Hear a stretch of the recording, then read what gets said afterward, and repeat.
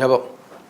எங்களை நேசிக்கிற பரிசுத்தமுள்ள பரலோக பிதாவே, பரிசுத்த தந்தையே, பரிசுத்த தேவனே, துதிக்கிறேன், ஸ்தோத்தரிக்கிறேன், மகிமைப்படுத்துகிறேன். அப்பா, நீர் ஜீவனுள்ள தேவன், நீர் நேற்றும் இன்றும் என்றும் மாறாதவர். நீர் பரிசுத்தர் பரிசுத்தர் பரிசுத்தர். அப்பா, துதிக்க 1000 நாவுகள் இருந்தாலும் போதாதப்பா.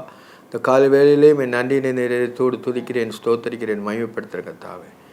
ஏசப்பா, உங்களுக்கு ஸ்தோத்திரம். நீர் ஆவியாக இருக்கிறீங்க. உங்களை ஆவியோடு உண்மையோடு தொழுது கொள்கிறோம். இப்போது வசனங்களை தியானிக்க இருக்கிறோம். ஆவியானவர் எங்களுக்கு ஒத்தாசையாக இருந்து இந்த வசனங்களை எங்களுக்கு விலக்கித்தர வேண்டுமா ஜெபிக்கிறேன்.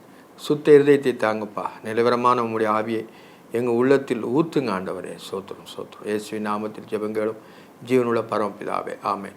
அன்பான ஜேடிகே மேரிகளுக்கு இயேசு கிறிஸ்து நாமத்தினாலே வாழ்த்தல் கூறுகிறேன்.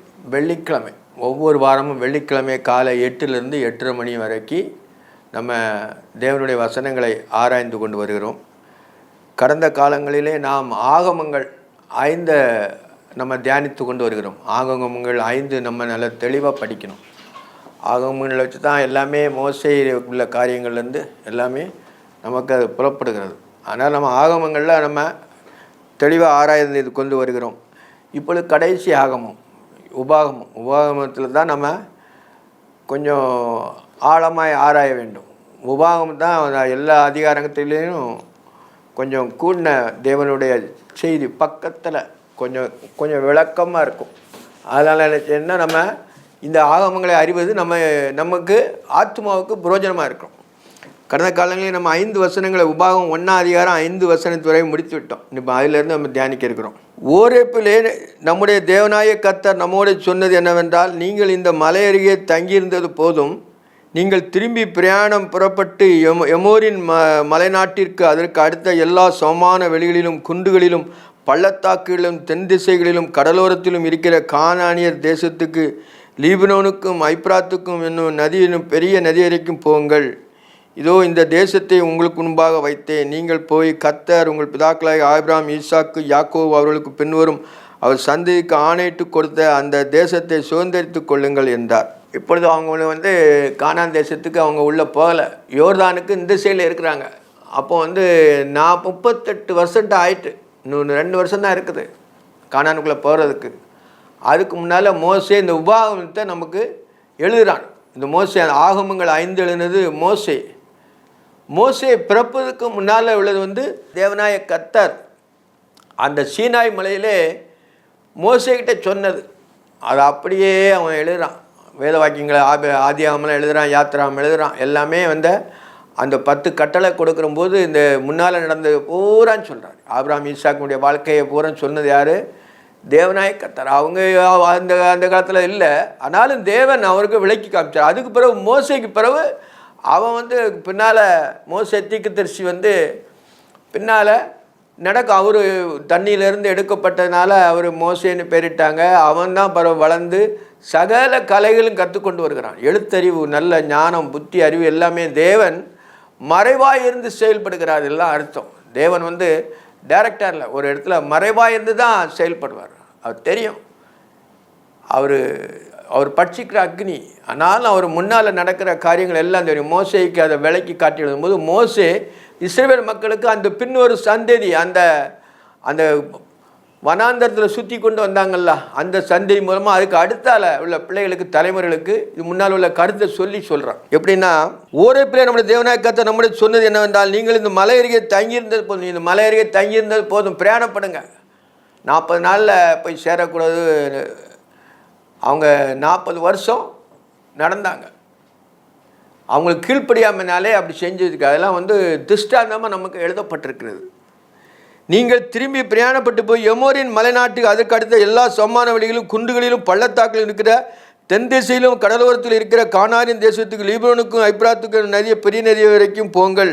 இதோ இந்த தேசத்தை உங்களுக்கு முன்பாக வைத்தேன். நீங்கள் போய் அதை உங்கள் பிதாக்களாக ஆபிரகாம், ஈசாக்கு, யாக்கோபு அவர்களுக்கு பின்வரும் சந்ததிக்கு ஆணையிட்டு கொடுத்த அந்த தேசத்தை சுதந்திரித்து கொள்ளுங்கள். ஆணையிட்டு கொடுத்தார். ஆணையிட்டு தம்மில் பெரியவர் ஒருவரும் இல்லை.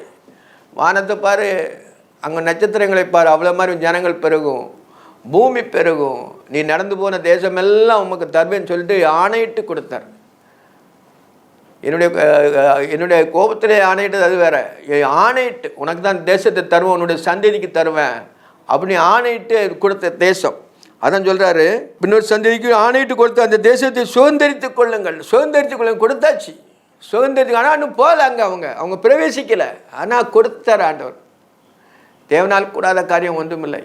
அவர் எல்லாமே முன்னறிவின்படி தேவன். அவர் முன்னால் நடக்கிறது எல்லாம் தெரியும். ஆதி முதல் அந்த அல்பா ஒமேகான்னு இருக்குல்ல, ஆதியும் அந்தம் அறிந்த தேவன் ஒருவர் தான். அந்த தேவனை முட்டை அப்படி அவங்களை வழி நடத்துகிறார். அக்காலத்திலே நான் உங்களை நோக்கி, நான் ஒருவனாக உங்கள் பாரத்தை தாங்கக்கூடாது, உங்கள் தேவனாய் கர்த்தர் உங்களுக்கு பெருக பண்ணார். இதோ இந்நாளே நீங்கள் வானத்து நட்சத்திரங்களைப் போல திரளாக இருக்கிறீர்கள். வானத்து நட்சத்திரங்களைப் போல 70 பேராக போனாங்க. வானத்து நட்சத்திரங்களைப் போல திரளாக இருக்கிறீர்கள். நீங்கள் இப்போது இருக்கிற பாக்கிலும் 1000 மடங்கு அதிகமாகும்படி உங்கள் பிதாக்களாகிய தேவன் உங்களுக்கு சொல்லியபடியே உங்களை ஆசீர்வதிப்பார். 1000 மடங்கு பாருங்கள். வானத்து நட்சத்திரம் எவ்வளோ இருக்குது, அதை விட அவர் 1000 மடங்கு. இப்பொழுது இருக்க பார்க்கலாம் 6 லட்சம் பேர். அப்போ 1000 மடங்கு நான் அவ்வளோ உங்களை ஆசீர்வதிக்க போகிறார். அவ்வளோ ஜனங்கள் பெருகிரும் அப்படின்னு சொல்கிறார். உங்கள் சொல்லியபடியே உங்களை ஆசீர்வதிப்பாராக. உங்கள் வருத்தத்தையும் பிரயாசத்தையும் வழக்கில் நான் ஒருவனாய் தாங்குவது எப்படி? உங்கள் வழக்கு நிறையா வந்துட்டுனா, ஜனங்கள் நிறையா பெருகிட்டானா வழக்குகளும் பெருகும், எல்லாமே பெருகும். அதனால் என்ன சொன்னால், உங்களை வழக்கில் நான் ஒருவனாக சுமக்க முடியாது அப்படின்ட்டு சொல்லும்போது, உங்கள் வழக்கை நான் ஒருவனாய் தாங்குவது எப்படி? நான் உங்களுக்கு அதிபதிகளை ஏற்படுத்தப்பட்டு உங்களுக்கு கோத்திரங்களை ஞானம் விவேகம் அறிவு உள்ளவர்களை உங்களை பெயர் பெற்ற மனிதர்களை தெரிந்து கொள்ளுங்கள் என்று சொன்னேன். பெயர் பெற்ற மனிதரை ஞானம் அறிவுள்ள ஒவ்வொரு கோத்திரத்துக்கு நீங்கள் தெரிந்து கொள்ளுங்கள் சொன்னேன். நீங்கள் போய் பிரயோத்தனமாக நீ சொன்ன காரியம் நல்லது என்றீர்கள். நீ சொன்ன காரியம் நல்லது என்றீர்கள். இது என்ன எத்ரோ சொன்னது? என்னுடைய மாமா தான் வந்து நியாயந்திருக்கதை நீ ஒருவனாக வெளுத்து சுமக்க முடியாது, கஷ்டப்பட்டு போயிடுவாங்க. இன்றைக்கி ஒரு நாளைக்கு நம்மளுக்கு நிறைய பிரச்சனைகள் இருக்குன்னா என்ன செய்வாங்கன்னா, நிறைய காரியங்கள் இருக்கும். அது எல்லாமே என்ன செய்வாங்கன்னா மண்டைகள் வைக்கக்கூடாது. மண்டைகள் வச்சானா அவனுக்கு எழுதிடணும், எழுத்து மூலமாக எழுதிடணும். அது தவறுதலாக எழுதிடக்கூடாது. அன்றன்றைக்குள்ளே நம்ம எழுதிட்டேன்னா நம்மளுடைய இன்றைக்கி இது பண்ணோன்னா எல்லாமே கிளியர் ஆகிடும். யாருனாலும் சரி, இன்றைக்கி இன்றைக்கி என்னன்னா சாயந்தரம் தூங்க போகிறதுக்கு முன்னால் அந்த கணக்குகள் பூரா நம்ம எல்லாம் வரவு செலவு கணக்கு நம்ம என்ன செஞ்சோம் இதில்னு சொல்லிட்டு அன்னைக்குள்ளே டேட்டுக்குள்ளே எழுதியாச்சுன்னா மண்டையில் பாரம் தேவையில்லை. அதே போல் தான் அது அந்த காலத்தில் கோத்திரத்துக்கு ஒருத்தனை தேர்ந்தெடுத்துக்கிடுங்க அப்படின்னு சொல்லிட்டு அவன் நல்ல விவேகம் இருக்கணும், விவேகம் அறிவுள்ளன்னு தேர்ந்தெடுங்க, அவன் நியாயம் இருக்கணும் அப்படின்னு சொல்லிட்டு சொல்கிறார். ஆகையால் ஞானமும் அறிவு விவேகம் உள்ள மனிதர்களை உங்களுக்கு கோத்திரங்களை வம்சத்தை தெரிந்து கொண்டு அவர்கள் உங்களுக்கு தலைவராக இருக்கும்படி 1000 பேருக்கு அதிபதிகளாகவும் 100 பேருக்கு அதிபதிகளாகவும் 50 பேருக்கு அதிபதிகளாகவும் 10 பேருக்கு அதிபதிகளாகவும் உங்கள் கோத்திரங்களை அதிகாலை ஏற்படுத்தி வைத்தேன். அவன் சொல்கிறான். எல்லாத்துக்கும் சொன்ன மாதிரி இது ஆண்டவர் சொல்லலை. இது வந்து எத்தனோ ஒரு கருத்தை சொன்னான்.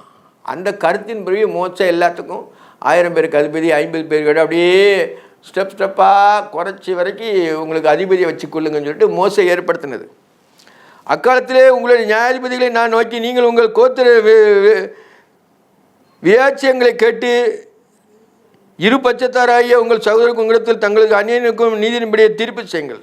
2 பக்கத்துலேயும் பார்க்கணும். ஒரு பக்கத்திலே பார்க்கக்கூடாது. நீதிபதி ஒரு பக்கத்திலே பார்க்குறேன்னா அவர் என்ன சொன்னா கரப்ஷன் வாங்கியிருப்பாங்க, அல்லது அவங்களுக்கு சில காரியம் கைகூட வர வேண்டி இருக்கும். அதனால் ஒரு பக்கமாக செய்வாங்க, ஒரு பக்கம் செய்யக்கூடாது. அவன் நியாயாதிபதிங்கிறவன் உத்தமமாக இருக்கணும், அது தேவனுக்கு பிரியமாக இருக்கணும். தேவனுக்கு பிரியமில்லாத நியாயாதிபதி இருந்தான்னா அவன் அழிஞ்சு போவான். பின்னல அவன் சந்ததி இருக்காது, பூமியிலே இருக்காது. ஏன்னா நியாயங்கிறது ஒன்று தான். அதுக்கு வந்து பொய்யை கூட்டிக்கலாம், இப்படி செஞ்சுக்கலாம் அப்படி செய்யலாம்னு சொல்லி அப்படி பண்ணவே கூடாது. ஒரே சொல் தான். அதில் கரெக்டாக இருந்தான்னா அவன் நியாயாதிபதி. பிறண்டு மனுஷனை பழிக்க அடித்து அவங்களுக்கு காரியம் அவருக்காண்டி பல காரியங்களை உபயோகம் பண்ணுவான் சாத்தான். வந்து அவன் தந்திரக்காரன். அவன் தந்திரமாக தான் ஏவாளை வஞ்சிச்சான். அதே போல் நியாயாதிபதிங்கிறது உண்மையில நியாயம் தீர்க்கணும். அந்த நியாயத்தின்படி அவங்க தோட்டத்தை விட்டு வெளியே தள்ளப்பட்டார்கள். அப்படி நீதியாக செஞ்சார் ஆண்டவர். அதுக்கு பிறகு அவரே வந்து சேர்த்து நித்தியத்துக்கு போகிற வழியை நமக்கு ஆயத்தம் பண்ணியிருக்கிறார். இறக்கமாக இருந்தார். கர்த்தர் இறக்கம் உள்ளவருங்கிறத அதை தன்னை காட்டிக்கொள்கிறார். நியாயாதிபதி அப்படி இருக்கக்கூடாது. மனுஷன் தான் நியாயாதிபதி. அவங்க நியாயாதிபதிலாம் கந்தலானதுன்னு சொல்லியிருக்கிறான். அவனுடைய நியாயம் கந்தனானது. தேவனுக்கு முன்பாக பயப்படாத சுத்த சுவாதீனம் எல்லாத்துக்கும் தந்திருக்காரு ஆண்டவர். நீனே அவன் நியாயம் தீர்த்துக்கலாம். உன் மனமே உன்னை குற்றவாளி என்று தீர்க்கக்கூடாது. உன் மனதில் பெரியா இருக்கிறது தேவன் தான், நியாயாதிபதி இல்லை. தேவன் வழக்குகளை பிறற்றுவர் அல்ல, மனுஷன் அல்ல. அவர் மனம் மாற மனுஷன் அல்ல. மனம் மாறுகிறது வந்து இவன் தான் மனம் மாறிக்கிட்டே இருப்பான். அதான் அந்த இதெல்லாம் சொல்கிறார். எதுக்கு சொல்கிறாருன்னா அந்த வழக்குகளுக்குள்ள காரியங்கள் பூரா சொல்கிறார். எப்படின்னா, அக்காலத்தில் உங்களுடைய நியாயாதிபதிகளை நான் நோக்கி, நீங்கள் உங்கள் சகோதரன் வியாச்சியாரங்களை கேட்டு இரு பட்சத்தாரனும் உங்கள் சகோதரருக்கு அவர்களுக்கும் தங்களுக்கும் அந்நியனுக்கும் நீதியின்படி தீர்ப்பு செய்யுங்கள். நீதியின்படி தீர்ப்பு செய்யுங்கள். நீதியின்படி. நீதி எல்லாருக்குமே தந்திருக்கிறார். இந்த காலம் ரொம்ப நம்ம கணக்கில் இல்லாமல் கெட்டு போயின காலம். அதில் சந்தேகமே இல்லை. சுட்டரிக்கப்படுவதே அது முடிவு. அவ்வளவு வந்துட்டு ரொம்ப பெருகினால, அக்கிரமம் பெருகினால தான் அந்த கானான் தேசத்தை அவங்க ஆண்டவர் அழித்து இவங்களுக்கு கொடுக்குறாரு. தேசத்தில் அக்கிரமம் அதிகமாக பெருகி பாவம் பெருகின இடத்துல கிருபை பெருகுன்னு சொல்லியிருக்கிறது. அந்த கிருபையை பாவம் பெருகிட்டு, அதனால் கிருபையை ஆண்டவர் செஞ்சு நம்மளுக்கு இறக்கம் செஞ்சுக்கிட்டு இருக்கார். அக்கிரமத்தை ரொம்ப ஓவர் ஆகிட்டு நினச்சார், சுட்டரித்தான் போடணும். அழுக்கு ரொம்ப சேர்ந்துட்டு செடிச்சத்தை ரொம்ப ஓவர் ஆகிட்டு நினச்சோம், தீய கொளுத்துவோம். அதே மாதிரி நினச்சா நான் அழிச்சு போடுவேன். மனதிலையும் அப்படி தான். அழுக்கு நிறைய சேர்ந்துட்டு நினச்சேன்னா ஆண்டவர் அழிச்சு போடுவார். இடத்துல நம்ம மன்னிப்பு கேட்டுக்கிட்டே இருக்கணும். அழுக்கை நீக்கி போடும் ஆண்டவர்னு சொல்லிட்டு. வஞ்சிக்கக்கூடாது. மனுஷனை வஞ்சிக்கிற காலம் அதிகமாக பெருகி கொண்டிருந்தது இந்த காலத்தில். கடைசி காலம் என்பதை அறிந்து கொள்வதற்கு மனுஷன் வஞ்சிக்கிற காலம். அது தெரியாது, தெரியாமலே அது உண்மையே நினச்சிக்கிட்டு இருப்பான். அது உண்மைதான் எல்லாமே சொல்கிறாங்கன்னு நினச்சிக்கிட்டு இருப்பாங்க. ஆனால் பூரா வஞ்சிப்பான். நியாயத்திலே முகத்தாச்சனம் பாராமல் பெரியவனுக்கு செய்து போல சிறியவனுக்கும் செய்து கொடுங்கள்.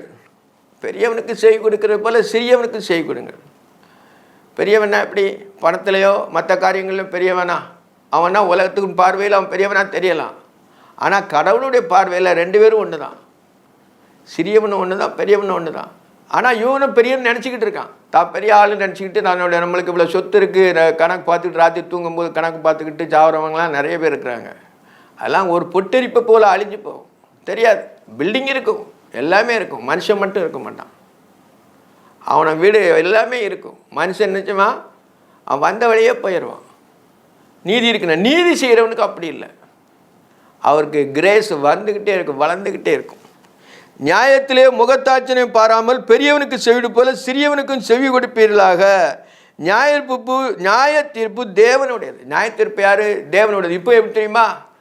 நியாய தீர்ப்பு தேவனுடையது இல்லை, இப்போ மனுஷனுக்குள்ளது. மனுஷன் பெரியவனுக்குரியது மாதிரி இந்த உலகத்தில் நடந்துக்கிட்டு இருக்குது. நியாயத்தை புரட்டுறது.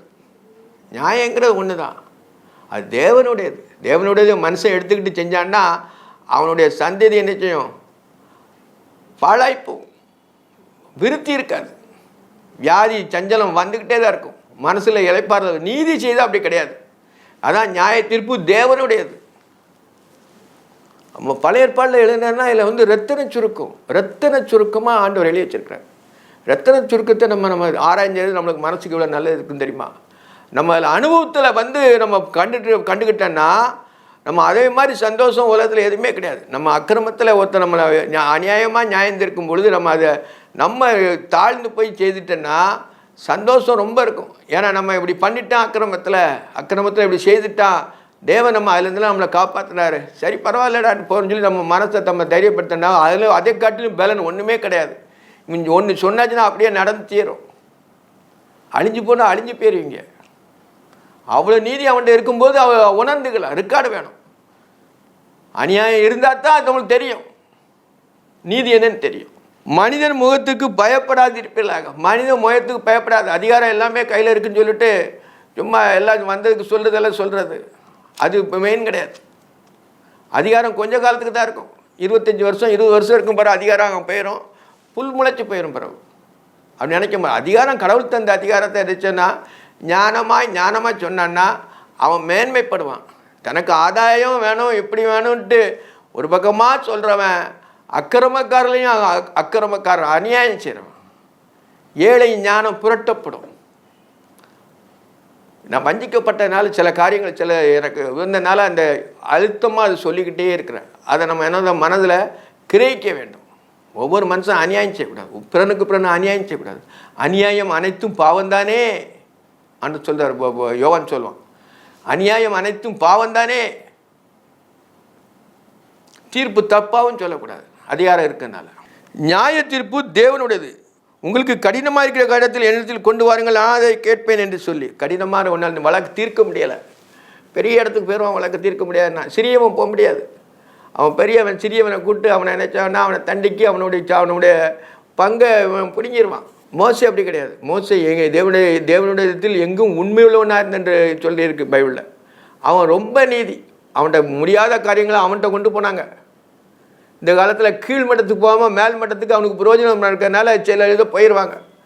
போய் அவங்களுக்குள்ள நியாய தீர்ப்பை சொல்லுவாங்க. அது இப்போ ஏழை நினைச்சுவான் பாலடிக்கப்படுவான். ஆனால் மோசே அப்படி இல்லை.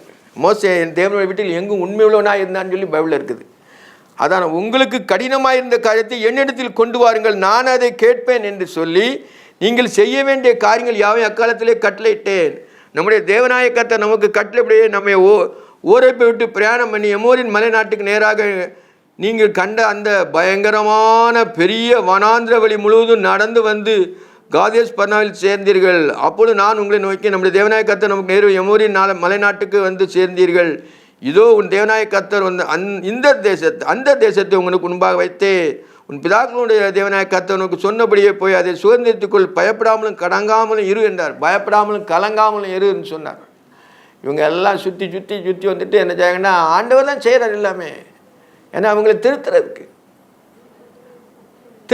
அநியாயப்பட்டவன்ட்ட அவனை முழிக்கவே கூடாது கண்ணு முன்னால். அதனால் இவங்க வனாந்தரத்தில் சுற்றி அலையிறாங்க. எமோரின் நாட்டுக்கு வந்து சேர்ந்தீர்கள், எமோரின் நாட்டில் வந்து சேர்ந்துட்டீர்கள். இதோ தேவனாய கர்த்தர் அந்த தேசத்தை உனக்கு முன்பாக வைத்திருக்கிறார். உன் பிதாக்களுடைய தேவனாய கர்த்தர் உனக்கு சொன்னபடி அதே போய் நீ சுதந்திரத்தை கொள், நீ அதை சுதந்திரத்தை கொள்ளுன்னு சொல்லிட்டார்.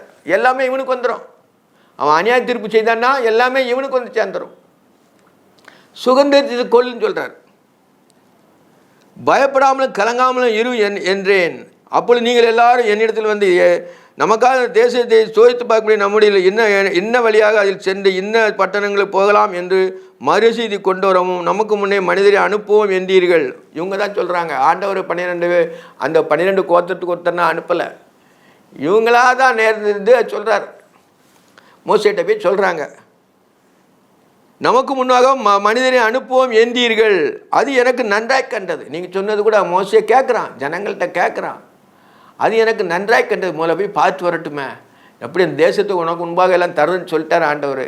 இருந்தாலும் முந்திரி கூட்ட மாதிரி என்ன போய் நம்ம சுற்றி பார்த்துட்டு வருவோம்னு சொல்லி இவங்களா அதை சொல்கிறாங்க. தேவன் போய் பார்த்துட்டு வான்னு சொல்லலை.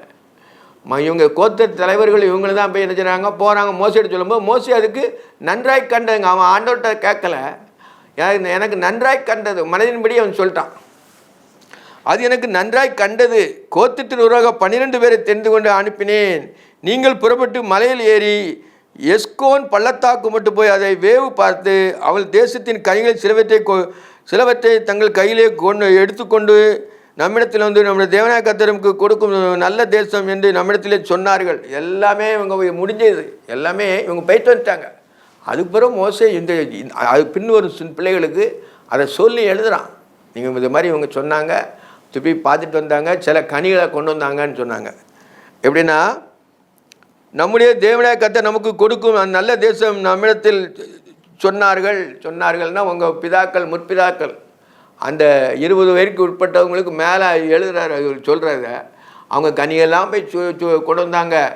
அது ஒரு திராட்சை கொலையை 2 பேர் தோளில் போட்டு தூக்குற மாதிரி அவ்வளோ பெரிய நல்ல செழிப்புள்ள தேசம் அப்படின்ட்டு வந்து எங்கிட்ட சொன்னாங்கன்னு சொல்லிட்டு மோசே எழுதுகிறான். இது என்னென்ன உபாகத்தில் வந்து நடந்தது முடிஞ்சதை மோசே எழுதி இந்த புதிய தலைமுறை அவங்க தலைமையில் அந்த 50 வயசுக்கு 20 வயசுக்கு மேற்பட்டவங்க யுத்த வீரர்கள்லாம் இருக்காங்களா, அவங்களாம் நன்மை தீமை அறியாதவர்கள்னு சொல்லி பைபிளில் போட்டிருக்கு. ஆனால் அவங்ககிட்ட இதெல்லாம் சொல்கிறான். எப்படி சொன்னா, அவர்கள் புறப்பட்டு மலையில் ஏறி எல்கோன் பள்ளத்தாக்கு போய் வேவு பார்த்த தேசத்தின் கனிகளை சிலவற்றை எங்களுக்கு நம்மிடத்தில் கொண்டு வந்து நம்முடைய தேவனாய கர்த்தர் நமக்கு கொடுக்கும் நல்ல தேசத்தை நம்மிடத்தில் சொன்ன நல்ல தேசம், ரொம்ப அருமையான தேசம். நம்ம போயிட்டு வந்த தேசம் ரொம்ப அருமையான தேசம், நம்ம தாரதான்னு சொல்லிட்டார். ஒவ்வொரு கையில் கொடுத்துட்டேன்னு வேறு சொல்லிட்டார். அதனால் இவங்க போய் முதல்ல வேவு பார்த்துட்டு வர்றாங்க. அப்படி இருந்தும் நீங்கள் போக மாட்டோம் என்று உங்கள் தேவனாய கர்த்தருக்கு விரோதமாக எதிர்த்து பத்தியலா தேசம் நல்ல தேசம் என்று நம்மிடத்திலே சொன்னார்கள்.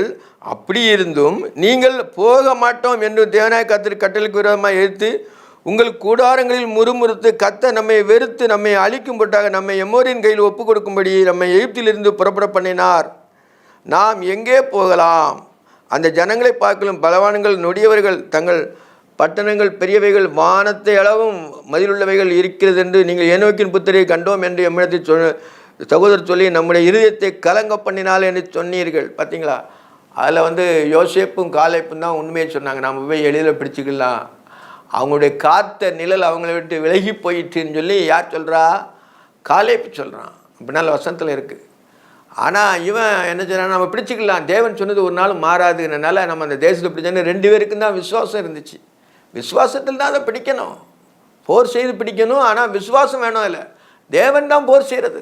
மனுஷனுடைய இயற்கையில் அனுப்பி எல்லாமே ஆண்டவர் செய்து முடிக்கிறார். இந்த உலகத்திலே நம்மளால் முடியாட்ட ஆண்டவர் இயற்கையை அழிச்சு போடும் சொல்லுவாங்க. இயற்கை தேவனுடைய கையில் இருக்குது. அவர் சொல்லாக ஒரு கட்டளையிட நிற்கும்.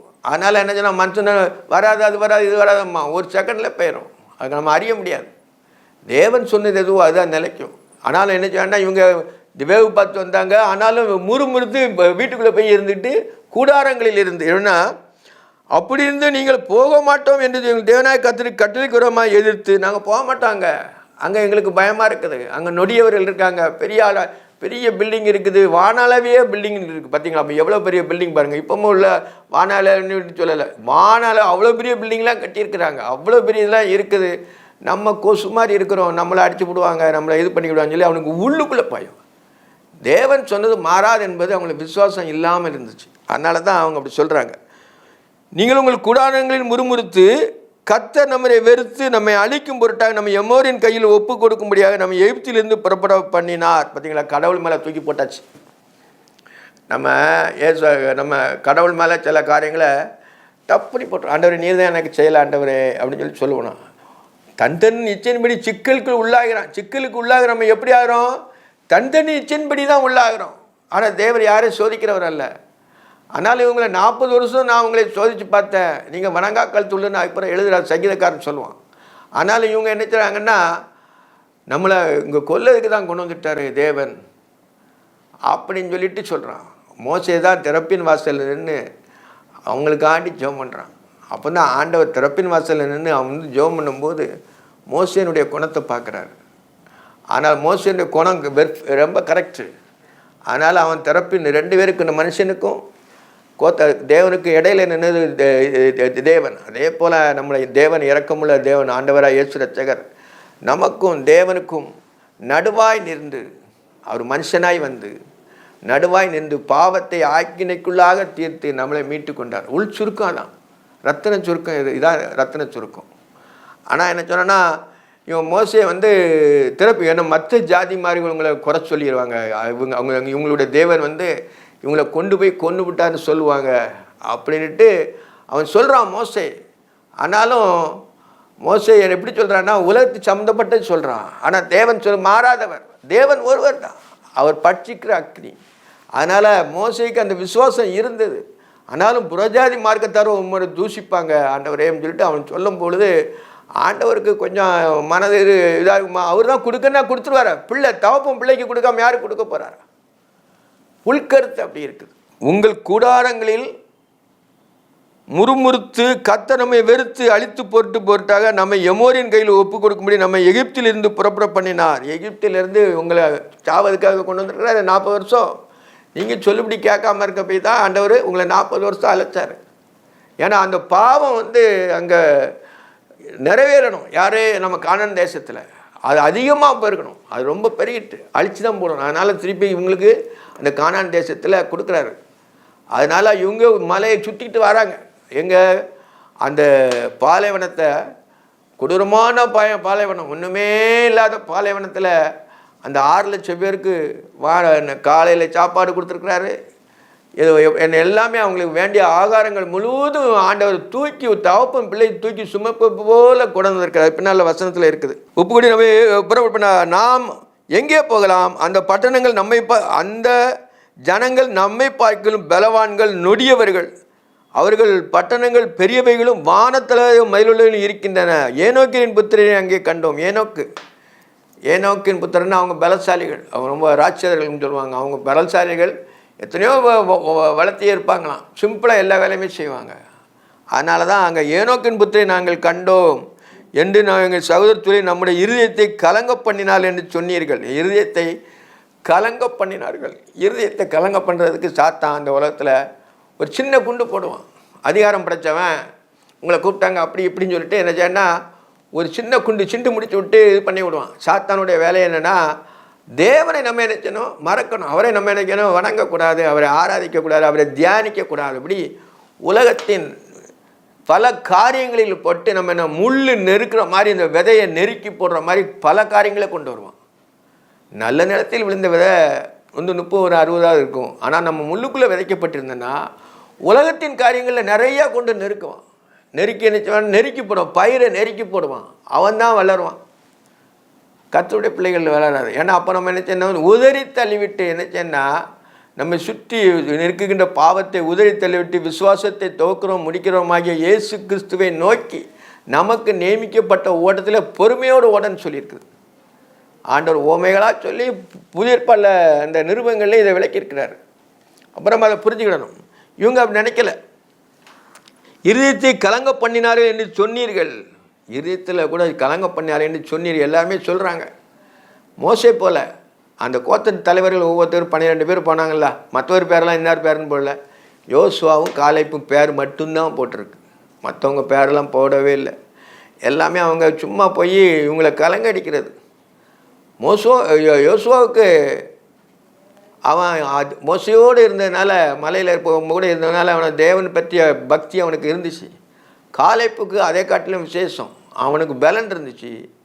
ஆனாலும் அவன் அறிகிறான், தேவன் அறிகிறான். அறிகிறதான் அவங்களை காத்த நிழல் அவங்கள விட்டு போயிட்டுதுங்கிறான். அப்போ அவனுக்கு கொஞ்சம் உள் விசுவாசம் அவனுக்கு அதிகமாக இருந்துச்சு.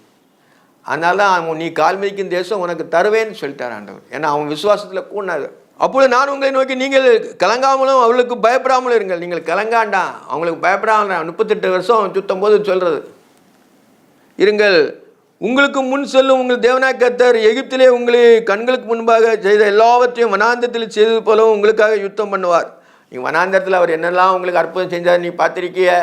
எகிப்தில் 10 வாதையை பார்த்துருக்கிறீங்க. நீங்கள் மட்டும் ரத்தம் சிந்தனைனால நீங்கள் பஸ்காவை ஆசரித்து வந்தீங்க. எல்லாமே நீங்கள் பார்த்துருக்கிறீங்க. பார்த்தும் உங்கள் மனசு கடினப்பட்டே இருக்குது அப்படின்னு சொல்லி மோசே தான் சொல்கிறான். வனாந்தரத்தில் செய்து போலவும் உங்களுக்காக யுத்தம் பண்ணுவார். உங்களுக்காக அவர் யுத்தம் பண்ணுவார். நீ தான் யுத்தம் பண்ணி நீ சும்மா இருப்பீர்கள் தான் சொல்லியிருக்காரு. யுத்தம் அவருடையது, யுத்தம் அவருடையது. நம்மளாக எடுத்துக்கிட்டால் விழுந்துருவோம்.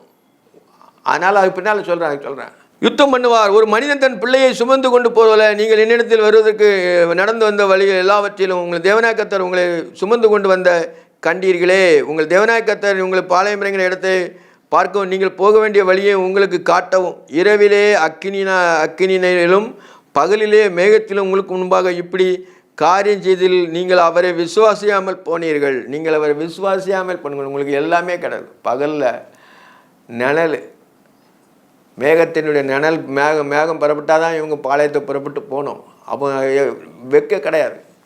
இரவிலே அக்கினி வெளிச்சம் இருக்குது. அப்போ அவங்களுக்கு என்னென்னா பகலில் நடக்கிற போல் சீராய் நடக்கலாம். ஆனால் அவங்க அப்படி இல்லை. நீங்கள் அதை மறந்துட்டீங்க. என்ன சொல்கிறாருன்னா நீங்கள் அவரை விசுவாசியாமற் போனீர்கள். அவர் விசுவாசிக்கவே இல்லை. எப்படியோ நடந்து வர்றோம். செங்கச்சொல்லையில் வேலை பார்க்குறவங்க திருப்பி வராங்க. வேலை செய்யாமல் ஆடு மாடுகளை மேய்ச்சி கொண்டு வனாந்திர வழியாக கானான் தேசத்துக்கு போகிறாங்க. ஆனாலும் ஆண்டவரை முக்கியமாக விசுவாசிக்கலை. இந்த உலகத்தில் நாம் எப்படின்னா சில நேரத்தில் விசுவாசம் இல்லாமல் போகும். எப்படி போகும்? சாத்தான் கொண்டு நம்மளை விசுவாசத்தை கெடுப்பான். தேவன் ஒருவர் உண்டு. பிசாசும் நடுங்குகின்றன்னு தான் போட்டுருக்குது. பிசாசும் தேவனை கண்டு நடுங்குதுன்னு தான் போட்டிருக்குது. ஆனாலும் விசுவாசம் என்னை யார் தரணும்? கேள்வினால் வரும். வசனத்தை படிக்கும் பொழுது தான் உங்களுக்கு விசுவாசம் பெருகும். தேவனுடைய கிரியை நம்ம அறியும் போது தான் வசனத்தின் மூலமாய் அவரை காண்கிற தேவன் வார்த்தையாக இருக்கிறார். அவர் ஜீவன் உள்ள தேவன். வானம் பூமி ஒழிந்தவன் வார்த்தைகளோ ஒழிவதில்லைங்கிறார். அந்த ஜீவனுள்ள வார்த்தையை நம்ம பிடிச்சிருக்கும் போது நம்மளுக்கு விசுவாசம் தன்னால் வந்துடும். இதோட முடிச்சிடும். 33 வசனத்து வரைக்கும் பிடிக்கும். அடுத்த வாரம் தியானிப்போம். ஜெபம் பண்ணுவோம். நேசிக்கிற பரிசுத்தமுள்ள பரலோக தந்தையே, பரிசுத்த பிதாவே, துதிக்கிறேன், ஸ்தோத்தரிக்கிறேன், மகிமைப்படுத்துகிறேன். தோப்பனே ஜீவன் சுகம் பலன் தந்த வழிநடத்தினீங்கப்பா. கோடா குடிச்சு ஸ்தோத்திரம். இந்த பொல்லாத உலகத்திலே ஜீவிக்கிறோம். நீர் கலந்த வேத வாக்கியங்களை நாங்கள் மனதுக்கு ஏற்று எங்களுக்கு ஆத்மாவுக்கு அது பலன் கொள்ள கிருபை செய்ய வேண்டுமா செபிக்கிறோம். ஒவ்வொரு பிள்ளைகளை நீங்கள் ஆசீர்வதிங்க, பலப்படுத்துங்க, காத்துக்கொள்ளுங்க, குறைகள் குற்றங்களை மன்னிங்கப்பா. இப்படி ரத்தத்தினால நீர் எங்களை கழுவி சுத்திகரித்து எங்கள் பாவமுள்ள இருதயம் சுத்தமாகி நீர் எங்களுக்குள்ளும் நாங்கள் உங்களுக்குள்ளும் நாளுக்கு நாள் வளர கிருபை செய்ய வேண்டுமா செபிக்கிறேன். சுத்த இருதயத்தை தாங்க. இயேசு கிறிஸ்துவின் நாமத்தில் ஜெபங்களின் ஜீவனுள்ள பரமபிதாவே, ஆமென்.